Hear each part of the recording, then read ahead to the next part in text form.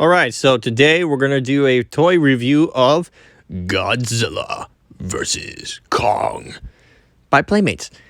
Today's my birthday, guys, and for this video, I'm about to do a review of the Godzilla vs. Kong figurine, which is actually the Battle Hong Kong Godzilla figure. Without further ado, let's get it rolling. So here's the Hong Kong battle figure. Now, when I first saw this at Walmart at Pennsylvania with my dad, I didn't like it because I thought it looked ridiculous with the translucent pink and translucent blue and dark, and even though the nails and the claws aren't painted, including the dorsal fin looks purple. But over the past 2 years, it's starting to grow on me. I don't see it as a bad figure, but I actually starting to like it. So as you can see, the only thing that is translucent is the chest, the arms, and a little bit of the inside of the legs, including the tail, by the way. And looking at it, it looks pretty cool. It's actually the same figure as the Godzilla, both heat ray and radio tower. They just added a little translucent in it. A little disc paint over here, but I don't mind. Doesn't matter. But yeah, it looks cool. The feet don't move, they stay the same. Battle damage stays in there. I don't want to remove it. Actually, maybe I can. Let me try it. Let's remove it for a little while. Let's remove it. Yep, there it is. That's the battle damage. I don't want to do with the rest because I'm just doing it for you guys. Anyway, battle damage. Actually, here's the thing. You can actually apply this to the heat ray Godzilla. Looks pretty cool. Like when he's charging, that's awesome. Like you can put that on his chest, make it look like, oh, you can see his inside, you know? All right, let's put him back in.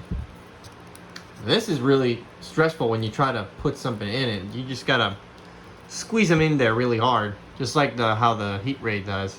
The head can move. When I first got this, the head was kind of like glued in, but I found out that no, whatever happened to this head must have stuck in there for too long. So I had to use a little tool to have it move its head around. Luckily, it was alright. It moves perfectly just like the radio tower version. That mouth opens and closes. You can even see, if you look closely, you can see the little pocket hole on the top, so you can put his accessory on it. The arms can go, pretty shockingly, 360 with no problem because it's all bendable a little bit, bends a little bit because it's rubber. Both arms are translucent except for this side, which apparently is painted. Same goes with the neck.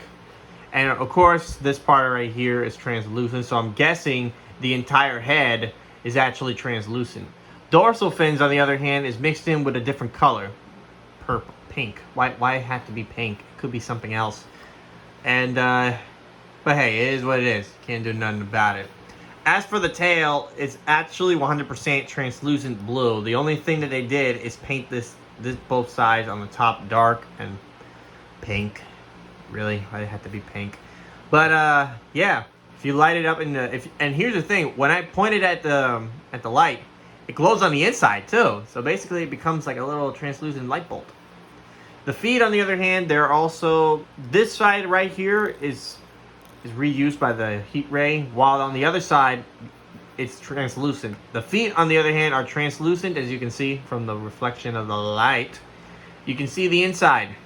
I can barely see a little square for the feet. Pretty cool. Oh, and speaking on the insides, I can actually see a couple of, lockage of the figure. Like you can see it from here to here, of course over here, I think. But yeah, it's translucent. You can actually see what his insides would look like. Now let's move on to the accessory. Let's move him all the way over here. His accessory is actually the same heat ray model, but this one's a little bit darker. Oh, excuse me. It's the same one. You can pick your little pinky in there. Okay, all right, enough goofing around. So let's compare this one to the heat ray one. Now, they are the same, but there are some differences. This one's a little bit lighter, a little bit translucent, while this one is darkened translucent. And they are from the same model. They're the same design. They can fit on each Godzilla figure, except for the supercharged one because it doesn't have any. And just like the heat ray Godzilla, and of course the radio tower, instead of shoving it in really hard, This one's all gentle. Like, you can just shove it in like no problem. And it's pretty cool looking at it. Shooting his atomic breath. Or most likely, the boxes say heat ray. But yeah, it's a cool toy. Cool design. And it's okay for me, really. It's fine. And applying it to this one, I ain't gonna bother. But yeah, it's a good toy design as far as I'm concerned. And that's it. That's the review of the Hong Kong battle figure Godzilla. And here, as you can see the image, it's basically the same model as the Heat Ray and Radio Tower Godzilla figures. So I'm still waiting to figure out how to get the Hong Kong battle figure Kong, and of course the Battle Mecha Godzilla with Proton Screen. And I'm so excited for the new upcoming MonsterVerse toy lines. Thank you, Playmates, for answering my wish, and my wish has come true. So if you enjoy my reviews, hit the like button, subscribe, and share. And don't forget to turn on the notification if you want to see more of my reviews. See you guys later, and happy birthday for me.